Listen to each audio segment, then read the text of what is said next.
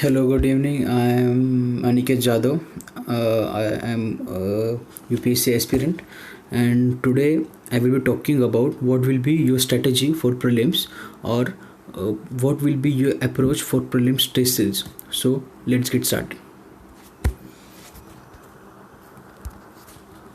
So, read at least one source before appearing in the test series. See मैं जब पुणे में था, जब मैं पढ़ाई कर रहा था, तभी तभी ऐसे बहुत सारे फैकल्टी मेम्बर्स थे, बहुत सारे मेरे फ्रेंड्स थे जो मुझे ये बोलते थे कि जितना तूने पढ़ा है उतना बस हो गया, अभी तू सिर्फ टेस्ट के लिए अपियर हो जा. सो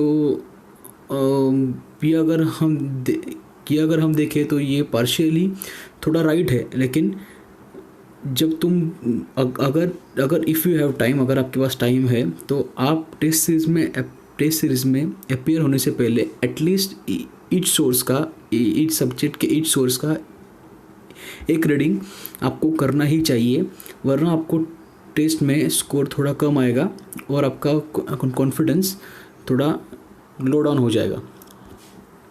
Solve tests for UPSC prelims and not for competition with your friends. See, when you solve tests, some people are there to tell you कि 100 टेस्ट तो सॉल्व होने ही चाहिए, 50 टेस्ट तो सॉल्व होने ही चाहिए. ऐसा क्राइटेरिया यूपीएससी के नोटिफिकेशन में है या नहीं है. तो टेस्ट आप अपने लिए सॉल्व करो. अगर आपको 10 टेस्ट सॉल्व करने के बाद ये लग रहा है कि हाँ, मुझे अभी एक अच्छा कॉन्फिडेंस आ गया है, मैंने कॉन्फिडेंस गेन कर लिया है, तो उसके बाद आप रिवाइज़ करो. उसके बाद टेस्ट सॉल्व करना बंद कर दो. मेरे से बहुत सारे फ्रेंड्स हैं जिन्होंने खाली एक सब्जेक्ट का एक टेस्ट सॉल्व करके उसके बाद भी वो लोग का प्रीलिम्स बहुत अच्छे मार्क्स से क्लियर हुआ है. सो ऐसा कहीं लिखा नहीं है कि आप 100-200 टेस्ट सॉल्व करो उसके बाद ही आपका प्रीलिम्स क्लियर होगा. हाँ, अगर आपको ऐसा लग रहा है कि मुझे 100 टेस्ट के बाद भी कॉन्फिडेंस बिल्डअप नहीं हो रहा है, तो फिर आप क्या करोगे? 100 टेस्ट के बाद टेस्ट सॉल्व करना बंद थोड़ी करोगे. आप तो सॉल्व करोगे ही ना टेस्ट. सो ऐसा कोई वाटर टाइट बेंचमार्क मत रखना कि 100 टेस्ट मुझे सॉल्व करनी है. ऐसा नहीं है. जब तक आपको कॉन्फिडेंस नहीं आ जाता आप टेस्ट सॉल्व करो. अगर कॉन्फिडेंस आ जाए तो टेस्ट सॉल्व करना बंद कर दो. Third, make notes for you not for रद्दीवाला.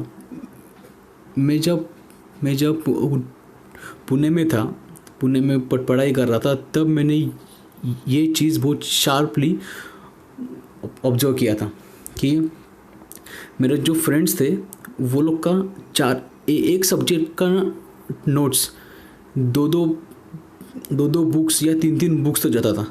तो उससे अच्छा है कि आप जो ओरिजिनल बुक है वही पढ़ लो. आप नोट्स क्यों बना रहे हो?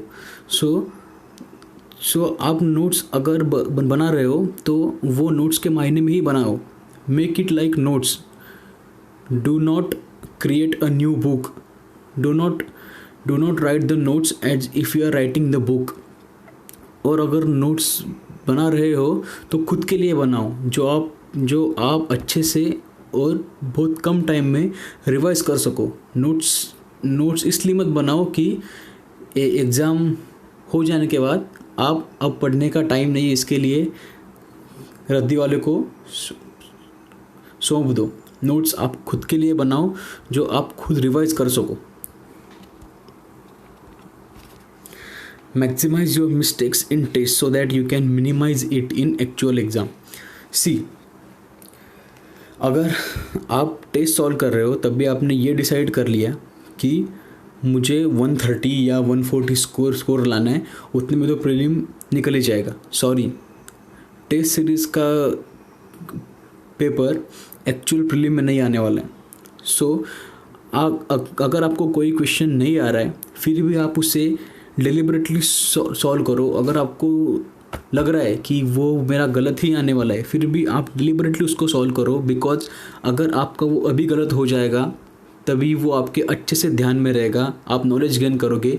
और अगर कोइंसिडेंटली वही क्वेश्चन अगर यूपीएससी प्रीलिम में आ जाए सो that you can gain marks और ऐसा एक्चुअल में होता है।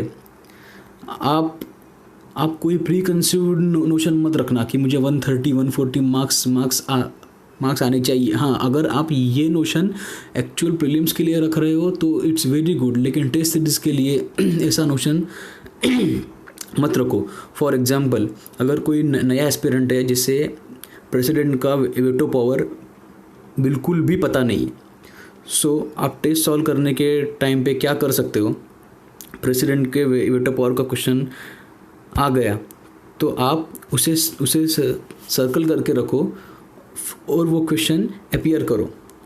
Always attempt 100 questions while appearing for the test. जब टेस्ट दे रहे हो तभी 100 के 100 क्वेश्चन सॉल्व करो। जब अगर आपको प्रेसिडेंट का वेटो पावर नहीं पता है, उसे एक सर्कल करो, वो क्वेश्चन अपीयर करो। अगर गलत आ गया तो फिर आप उसका एनालिसिस करोगे ही, पर लेकिन सही भी आया तो भी आपको ये पता लगेगा कि आपने तुक्का मारा है और वो सही आ गया, and still you will analyse that. होता क्या है, अपना माइंडसेट जो होता है वो अपने को जो क्वेश्चन सही आए उसे एनालाइज करने नहीं देता है। हम लोग छोड़ देते उसको कि चलो ठीक है तो सही आ गया है ना, तो मतलब इसका नॉलेज है।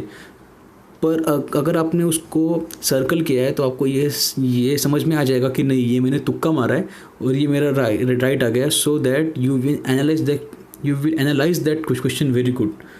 सो इसमें मुझे 2 पॉइंट्स बताने थे। एक तो टेस्ट सीरीज़ में आपके मिस्टेक्स को मैक्सिमाइज़ करो एंड एक्चुअल एग्ज़ाम में उसको मिनिमाइज करने का ट्राई करो। And second point, attempt all the 100 questions in your test. ऐसा नहीं है कि प्रीलिम्स के जैसा आप 85 या 90 क्वेश्चन का स्ट्रेटेजी टेस्ट सीरीज में यूज़ करोगे। No, use that strategy in actual exam. In test series use the strategy. हाँ, जब आप एक फाइनल फेज में हो, जब भी आप ये सोच रहे हो कि मैं अभी प्रीलिम्स के लिए ही बैठा हूँ, ऐसा सोच के ही मॉक टेस्ट दूंगा, सो तभी आप ये स्ट्रेटेजी यूज़ कर सकते हो। मैं तो तब भी बोलूँगा कि आप तब भी 100 के 100 क्वेश्चन सॉल्व करो, but you can use it when you are appearing for comprehensive test. But when you are appearing for topic wise test या फिर 2-3 टॉपिक का लाइक हिस्ट्री पॉलिटिका मिला के एक कॉम्प्रिहेंसिव टेस्ट है, तभी आप ये सोच सकते हो कि चलो अभी 100 के 100 क्वेश्चन हम लोग को अपीयर करने, सो दैट जो यहाँ गलत हो जाएगा वो एक्चुअल एग्ज़ाम में सही होने के चांसेस बढ़ जाएंगे। ये पॉइंट मैंने अभी एक्सप्लेन किया। Initially attempt all 100 questions, avoid any pre conceived notion. देखो, जब भी आप टेस्ट के लिए बैठ रहे हो ना, तो आपके दिमाग में कोई प्री कंसीव्ड नोशन नहीं होना चाहिए कि चलो ये विजन का टेस्ट है, ये तो थोड़ा टफ होगा, सो मुझे मार्क्स कम आएंगे। ये तो इनसाइड का टेस्ट है, ये तो बहुत ईजी होता है, तो इसमें ज़्यादा मार्क्स आए तो भी कुछ नहीं। ये जीएस स्कोर का टेस्ट है, ये तो थोड़ा टफ ही रहता है, इसमें कम मार्क्स आया तो कुछ नहीं। अगर आपको पता है कि विजन का टेस्ट टफ है, फिर भी आपको उसमें अच्छा स्कोर आना चाहिए, फिर भी आपको 100 में से 100 क्वेश्चंस का आइडिया होना चाहिए। मैंने इसलिए आपको ये बोला फर्स्ट पॉइंट में कि आप हर एक टॉपिक का एक सोर्स टेस्ट में बैठने से पहले रेफ़र करना ही चाहिए। इसके पीछे रीज़न ही यही था कि आपको 100 में से 100 क्वेश्चंस फैमिलियर लगने चाहिए। अगर करंट अफेयर्स का बात है तो मैं मान सकता हूँ कि कभी कोई न्यूज़ हम लोग से छूट जाती है, सो तभी का बात ठीक है। But when you are dealing with static data, आपको हर एक बात पता ही होनी चाहिए। मैंने जो एग्जांपल दिया था एक्चुअली वो थोड़ा गलत था।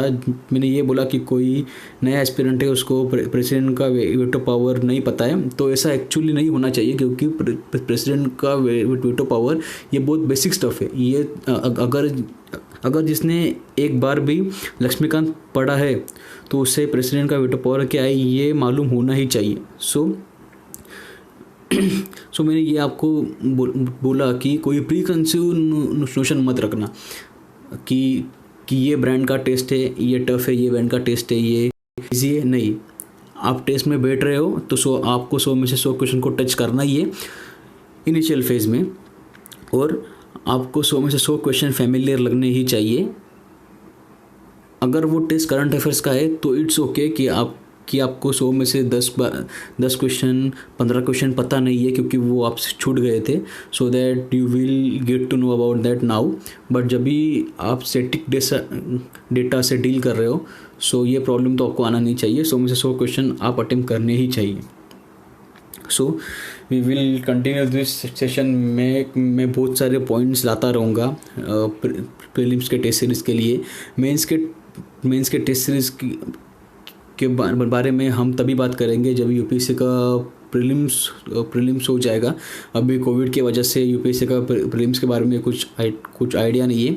सो एक बार प्रीलिम्स का टेस्ट सीरीज हो जाने दो, हम लोग मेंस के टेस्ट सीरीज के बारे में भी स्ट्रेटजी उसका भी डिस्कस करने वाले। प्रीलिम्स के टेस्ट सीरीज के बारे में मुझे जो भी कुछ ऐसा लगेगा कि ये ऐड करना चाहिए, आई विल ऐड इट, और मैं मेरे एक्सपीरियंस का फ़ायदा आपको ज़्यादा से ज़्यादा हो इसका मैं ख्याल रखूँगा। Please like, share and subscribe. अगर आपको मेरा वीडियो अच्छा लगा है फिर ही लाइक करना। मैं आपके पास सिर्फ लाइक के लिए बेग नहीं कर रहा हूँ। अगर आपको वीडियो अच्छा लगा है तो ही लाइक करना, वरना वीडियो बिंदास डिसलाइक करना। I will take it